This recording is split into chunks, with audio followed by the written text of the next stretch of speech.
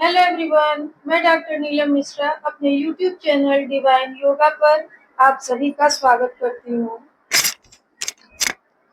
हमारा आज का विषय है तीन शरीर, जो कि योग, अध्यात्म एवं साधना की दृष्टि से अत्यंत ही महत्वपूर्ण है। विषय की महत्ता को देखते हुए यह आवश्यक है कि आप हमारे साथ वीडियो के अंत तक बने रहें और पूर्ण रूप से इसे समझने का प्रयास करें। तो आइए प्रारंभ करते हैं। तीन शरीर, जिसे क्रमशः स्थूल, सूक्ष्म, कारण के नाम से कहा जाता है। भारतीय आर्ष ग्रंथों में शरीर को बहुत ही महत्ता प्रदान की गई है और शरीर को ही मुक्ति का साधन भी बताया गया है। शरीर के माध्यम से ही वो सारे कर्म संभव हैं जो मोक्ष प्राप्ति में सहायक है। शरीर ही ज्ञान प्राप्ति का साधन है। शरीर आत्मा का वाहक एवं पूर्व जन्म के कर्मों का परिणाम है। अतः आवश्यक है कि हम इसे पूर्ण रूप से जानें कि शरीर क्या है। तो आइए स्थूल, सूक्ष्म और कारण शरीर को अलग अलग जानने से पहले हम ये समझने का प्रयास करते हैं, ये जानने का प्रयास करते हैं कि वास्तव में शरीर है क्या। शास्त्रों में शरीर के विषय में क्या कहा गया है, इसे जानना आवश्यक है। और इस क्रम में इसकी महत्ता पर ग्रंथों में जो बातें कही गई हैं, उन पर प्रकाश डालते हैं।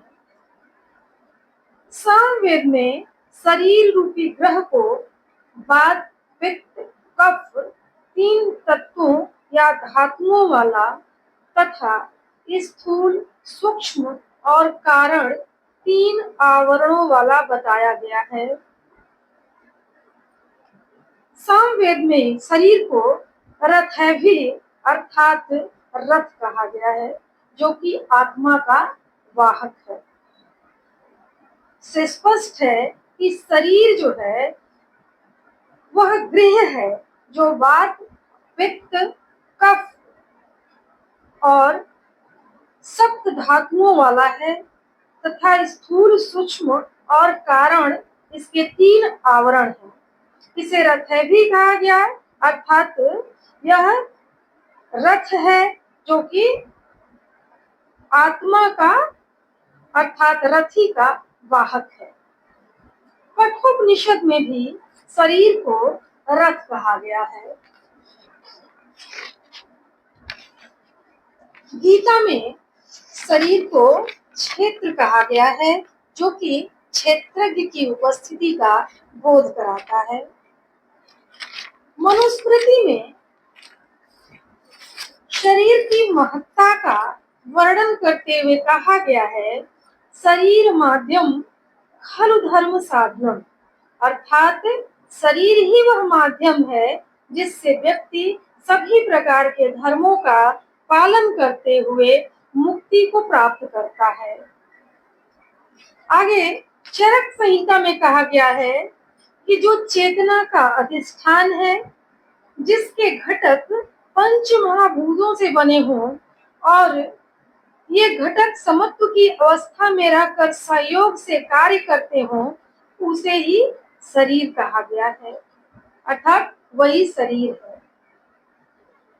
सुश्रुत संहिता में शरीर को दोष धातु मल मूलम ही शरीरम के रूप में बताया गया है, अर्थात शरीर त्रिदोष अर्थात वात, पित्त, कफ, सप्त धातु अर्थात रस, रक्त, मांस, मेद, अस्थि, मज्जा, शुक्र और मल अर्थात स्वेद, मूत्र और पुरीस का आधार है।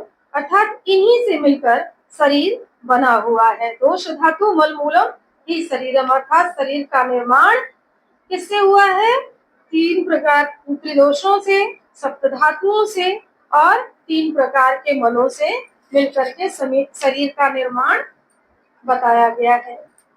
योग चूड़ामणि में शरीर को सप्तदशैकम लिंगम कहा गया है, अर्थात शरीर को 17 तत्वों क्रमशः पंच ज्ञानेन्द्रिय, पंच कर्मेंद्रिय, पंच प्राण, मन एवं बुद्धि से निर्मित बताया गया है।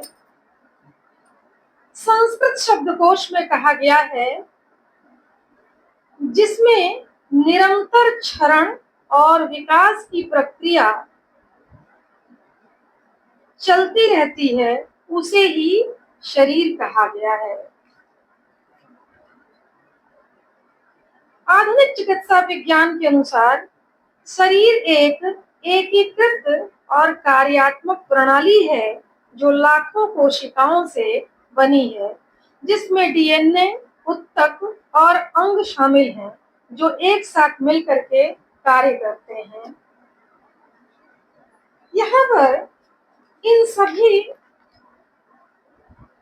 ग्रंथों एवं उनके विचारों का अध्ययन करने के पश्चात स्पष्ट होता है कि शरीर अत्यंत ही, ये जो हमारा स्थूल शरीर है ये अत्यंत ही महत्वपूर्ण है और यही हमारे सभी कर्मों का, सभी प्रकार के ज्ञान का, हमारे जीवन के परम लक्ष्य मोक्ष का साधन है। तो शरीर क्या है ये स्पष्ट हो जाने के पश्चात अब हम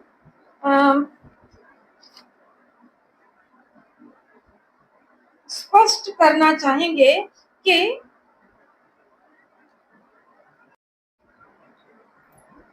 शरीर क्या है। यह स्पष्ट हो जाने के पश्चात अब हम स्थूल, सूक्ष्म और कारण शरीर पर क्रमशः प्रकाश डालते हैं। स्थूल शरीर जिसे फिजिकल बॉडी भी कहा जाता है। तो स्थूल शरीर के विषय में कहा गया है कि ब्रह्मांड में जो कुछ भी ज्ञानेंद्रियों के माध्यम से जाना जा सकता है वह सब स्थूल है। संसार की समस्त भौतिक वस्तुएं एवं हमारा शरीर जिसका कि प्रत्यक्ष किया जा सकता है वह सब स्थूल के अंतर्गत आता है। विभिन्न प्रकार की असंख्य कोशिकाओं एवं ऊतकों तथा शरीर के विभिन्न संस्थानों एवं तंत्रों जैसे पाचन तंत्र, श्वसन तंत्र, अस्थि तंत्र, रक्त परिसंचरण तंत्र, तंत्रिका तंत्र इत्यादि से मिलकर बना यह शरीर स्थूल शरीर कहा जाता है। स्थूल शरीर अन्न का परिणाम कहा गया है जिसका ज्ञान हमें जागृत अवस्था में ज्ञानेंद्रियों के माध्यम से होता है। कहने का तात्पर्य है कि जो स्थूल शरीर है इसको अन्न का परिणाम बताया था, अन्न से इसका निर्माण होता है और इसका ज्ञान हमें ज्ञानेंद्रियों के माध्यम से जागृत अवस्था में होता है। पंचभूतों एवं असंख्य अणु परमाणुओं से निर्मित यह शरीर नश्वर है, अर्थात ये जो हमारा स्थूल शरीर है यह पंचभूतों से और असंख्य अणु और परमाणुओं से मिलकर के बना है जो कि नश्वर है, इसका कि नाश होता है। स्थूल शरीर में जीवन पर्यंत परिवर्तन होते रहते हैं जो कि भीतर चल रहे परिवर्तनों के साथ एक निकटतम संबंध का सूचक है। अर्थात जो हमारा स्थूल शरीर है इसमें जन्म से लेकर मृत्यु पर्यंत अनेकानेक परिवर्तन दिखाई देते हैं और ये परिवर्तन जो बाह्य रूप में हमें दिखाई देता है यह आंतरिक परिवर्तनों का आंतरिक परिवर्तनों के साथ एक निकटतम संबंध की अभिव्यक्ति प्रदान करता है। ये जो हमारा भौतिक शरीर है, यह 6 अलग अलग परिवर्तनों जन्म, निर्वाह, विकास, परिपक्वता, क्षय और मृत्यु के माध्यम से एक उल्लेखनीय यात्रा प्रक्रिया से गुजरता है। अर्थात ये जो हमारा भौतिक शरीर है, जो हमारा स्थूल शरीर है, यह जीवन पर्यंत 6 क्रम में 6 परिवर्तनों में 6 परिवर्तनों से गुजरता है। अर्थात जीवन में जन्म, निर्वाह, विकास, परिपक्वता, क्षय और मृत्यु, ये 6 अवस्थाएं होती हैं जिनसे प्रत्येक व्यक्ति को गुजरना पड़ता है। और ये भौतिक शरीर जो है, यह हमारे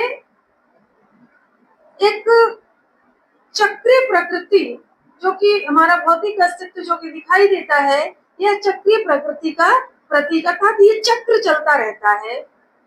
जन्म और मरण का ये जो चक्र है, यह चलता रहता है और जन्म से लेकर मृत्यु पर्यंत यह 6 अवस्थाओं से प्रत्येक मनुष्य को गुजरना पड़ता है। इसीलिए कहा गया है कि यह एक चक्रीय प्रकृति है।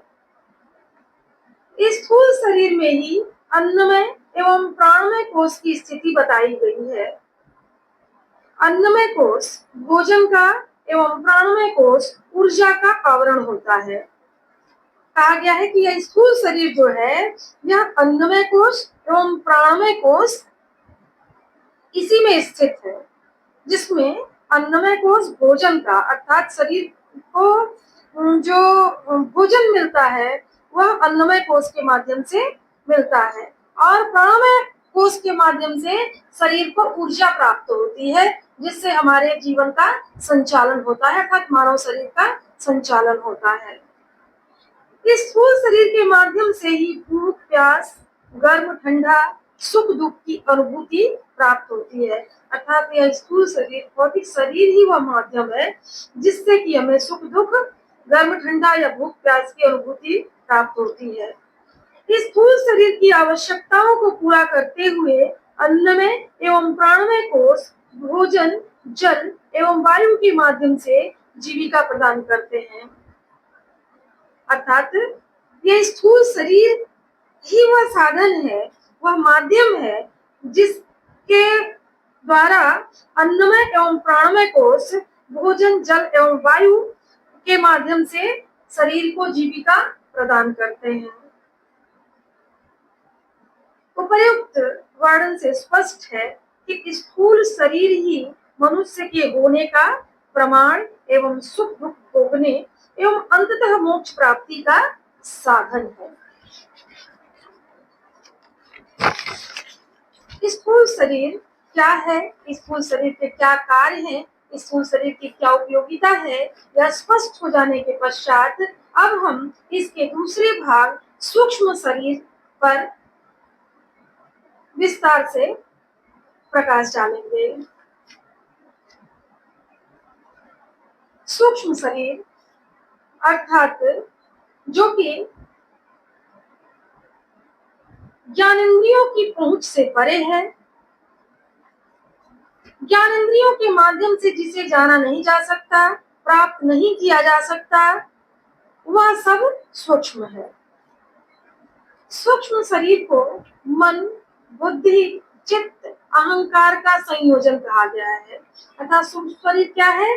सूक्ष्म शरीर वह है जिसे कि हम देख नहीं सकते, जिसे हम स्पर्श नहीं कर सकते। मन, बुद्धि, चित्त, अहंकार के संयोजन, अर्थात इन चारों को मिला करके सूक्ष्म शरीर का निर्माण होता है। अर्थात इसे ही मन, बुद्धि, चित्त, अहंकार के संयोजन को सूक्ष्म शरीर कहा गया है। सूक्ष्म शरीर को जीवन का सार तत्व कहा गया है, क्योंकि यह दृश्यमान न होते हुए भी प्राण का संचार निरंतर करता रहता है। सूक्ष्म शरीर में दिखाई तो नहीं देता, लेकिन स्थूल शरीर में निरंतर प्राण का संचार सूक्ष्म शरीर के माध्यम से ही होता रहता है। सूक्ष्म शरीर में विद्यमान 72,000 नाड़ियां अनवरत ऊर्जा का संचालन करती रहती हैं। अर्थात 72,000 नाड़ियां जो कि योग में बताई गई हैं, उनका स्थान भी या उनकी स्थिति भी सूक्ष्म शरीर में ही बताई गई है। सूक्ष्म शरीर का अनुभव जागृत एवं स्वप्न दोनों ही अवस्थाओं में होता है। सूक्ष्म शरीर का निर्माण 17 तत्वों, जिनमें पंच ज्ञानेन्द्रियां, पंच कर्मेंद्रियां, पंच प्राण, मन एवं बुद्धि, इन सब से मिलकर माना गया है, जो कि विचारों, भावनाओं और कर्मों को धारण करता है। यह इच्छा, सोच एवं प्राण शक्तियों का वाहक है। अर्थात सूक्ष्म शरीर हमारी भावनाओं का, विचारों का और कर्मों का आगार है। यह इच्छा, सोच एवं प्राण शक्तियों का वाहक भी है। प्राण शक्ति का संचार इसी के माध्यम से होता है। इसी के माध्यम से, मन के माध्यम से व्यक्ति इच्छा करता है, बुद्धि के माध्यम से सोचता है, निर्णय लेता है। इसीलिए कहा गया है कि यह इच्छा, सोच एवं प्राण शक्तियों का वाहक है। सूक्ष्म शरीर उच्च आवृत्ति पर कार्य करता है। शरीर की आभा एवं कांति सूक्ष्म शरीर का ही परिणाम है। अर्थात शरीर में जो आभा दिखाई देती है, जो सौंदर्य दिखाई देता है, जो तेज दिखाई देता है, वह सूक्ष्म शरीर का ही परिणाम है। प्राण एवं कुंडलिनी का निवास स्थान भी सूक्ष्म शरीर को ही बताया गया है। अर्थात हठ योग में कुंडलिनी का स्थान भी इस सूक्ष्म शरीर को ही बताया गया है। प्राण अर्थात पंच प्राण भी सूक्ष्म शरीर में ही विद्यमान रहते हैं। सूक्ष्म शरीर के विकास से मनुष्य में असाधारण क्षमताओं का विकास होता है। मनुष्य सूक्ष्म शरीर का यदि साधना के माध्यम से, यौगिक साधना और अभ्यासों के माध्यम से अपने सूक्ष्म शरीर का विकास कर लेता है, तो उसमें असाधारण क्षमताओं का विकास होता है, हो जाता है, जिससे कि लोक लोकांतरों का ज्ञान एवं गमन की शक्ति प्राप्त हो जाती है। योग दर्शन में पर काया प्रवेश इत्यादि की जो शक्तियां बताई गई हैं, वह इन्हीं के अंतर्गत आती हैं। मैं हूं की अनुभूति, चिंतन और तात्विक स्मरण की क्षमता को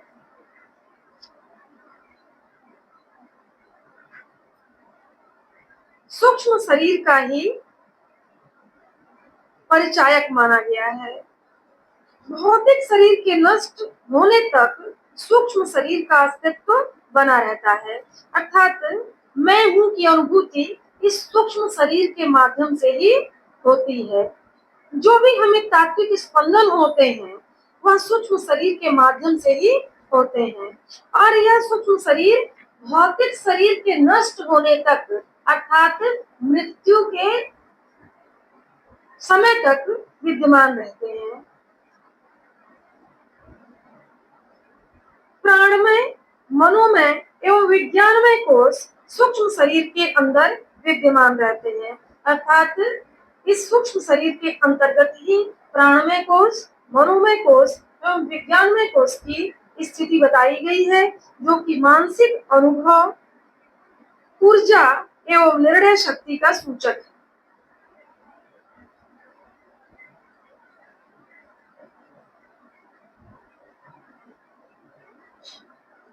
सूक्ष्म शरीर के इस विश्लेषण से स्पष्ट है कि सूक्ष्म शरीर मूर्त और दृश्यमान न होते हुए भी मनुष्य की इच्छा, कल्पना, भावना, निर्णय शक्ति का परिचायक है। स्थूल और सूक्ष्म शरीर को स्पष्ट कर लेने के पश्चात अब हम कारण शरीर पर प्रकाश डालते हैं। कारण शरीर, जिसे कॉजल बॉडी भी कहा जाता है, इसे अविद्या में बताया गया है, क्योंकि इसी के कारण जन्म मरण का चक्र चलता है। स्थूल एवं सूक्ष्म दोनों ही शरीरों का आधार एवं कारण शरीर को ही माना गया है। कारण शरीर संस्कारों एवं भावनाओं से निर्मित होता है, अर्थात ये जो कारण शरीर है यह भावनाओं एवं संस्कारों से निर्मित होता है, बना हुआ है। यह अत्यंत रहस्यपूर्ण, जागृत, स्वप्न एवं सुसुप्ति से परे संपूर्ण अस्तित्व को समाहित करने वाला है, अर्थात यह कारण शरीर जागृत, स्वप्न और सुसुप्ति तीनों अवस्थाओं से परे बताया गया है। यह चेतना की विभिन्न अवस्थाओं जागृत, स्वप्न, सुसुप्ति और तुरीयावस्था के माध्यम से हमारी यात्रा को निरंतरता प्रदान करता है, अर्थात कारण शरीर ही वह माध्यम है जो चेतना की विभिन्न अवस्थाओं के माध्यम से जीवन रूपी यात्रा को निरंतरता प्रदान करता है। कारण शरीर मूर्त एवं दृश्यमान न होते हुए भी एक संरक्षक की भांति कार्य करता है, अर्थात कारण शरीर दिखाई तो नहीं देता, इंद्रियों से परे है, फिर भी वह एक संरक्षक की भांति कार्य करता है, जो कि पुनर्जन्म के माध्यम से आत्मा को एक जन्म से दूसरे जन्म के लिए संरक्षित करता है, अर्थात संरक्षक इस रूप में कि कारण शरीर ही वह माध्यम है जो आत्मा को एक जन्म से दूसरे जन्म की यात्रा के लिए माध्यम बनता है। यह हमारे पूर्व के कर्मों, विचारों एवं संस्कारों का वाहक होता है, अर्थात कारण शरीर हमारे अर्थात मनुष्य के पूर्व के कर्मों, यानी जो उसके पूर्व जन्म के कर्म होते हैं, जो विचार होते हैं, संस्कार होते हैं, उन सब को इस कारण शरीर के माध्यम से एक नए जीवन में पहुंचाया जाता है या स्थान मिलता है। कारण शरीर में आनंदमय कोश की स्थिति बताई गई है, अर्थात कारण शरीर को आनंदमय कोश का स्थान बताया गया है। यह आध्यात्मिक आनंद का प्रतिनिधित्व करने वाला है, अर्थात आनंदमय कोश आध्यात्मिक आनंद का प्रतिनिधित्व करता है, यानी उपस्थिति कराता है। आनंदमय कोश पांचवा कोश है, जो कि आत्मा के सबसे नजदीक है, अर्थात आनंदमय कोश पांचवा कोश है और आत्मा के सबसे निकट बताया गया है। कारण शरीर ही वह माध्यम है जो जीव को पुनः पुनः जन्म लेने की संभावना प्रदान करता है, क्योंकि यह अविद्या रूप होता है और अविद्या के कारण ही मनुष्य इस जन्म मरण के चक्कर में निरंतर घूमता रहता है। इसीलिए इसे कहा गया है कि वह जीव को पुनः पुनः जन्म लेने की संभावना प्रदान करता है, और यह तब तक चलता रहता है जब तक कि आत्मज्ञान की प्राप्ति न हो जाए। अर्थात ये जन्म और मरण का जो क्रम है, जो चक्र है, यह तब तक चलता रहता है जब तक कि मनुष्य को आत्मज्ञान की प्राप्ति न हो जाए। आत्मज्ञान के प्राप्त हो जाने पर, अज्ञान के नाश हो जाने पर पुनर्जन्म की संभावना समाप्त हो जाती है। अर्थात उपयुक्त विवेचन से स्पष्ट है कि यह कारण शरीर ही मनुष्य के बंधन का कारण है, उसके जन्म और पुनर्जन्म और मृत्यु का कारण है। बार बार जन्म लेना और मृत्यु को प्राप्त होना, यह कारण शरीर के कारण ही होता है, जो कि अविद्या का परिणाम है।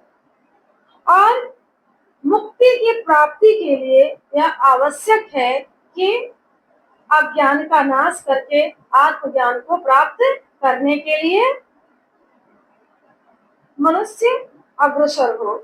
आत्मज्ञान की प्राप्ति के पश्चात, अज्ञान के नाश हो जाने के पश्चात जन्म मरण की जो प्रक्रिया है, जो चक्र है, वह समाप्त हो जाता है और मनुष्य इस बंधन से, इस आवागमन के चक्र से छूट जाता है और मोक्ष को प्राप्त होता है, कैवल्य को प्राप्त हो जाता है।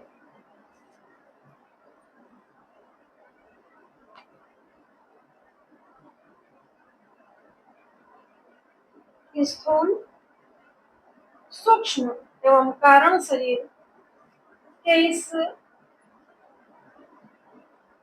विमर्श से यह स्पष्ट होता है कि मानव शरीर अत्यंत ही महत्वपूर्ण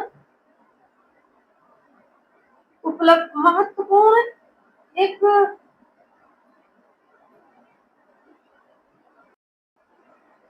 स्थूल, सूक्ष्म एवं कारण शरीरों का अलग अलग विवेचन करने के पश्चात हम इस निष्कर्ष पर पहुंचते हैं कि शरीर ही वह साधन है जिसके माध्यम से हम उस परम चेतना के साथ अपनी चेतना को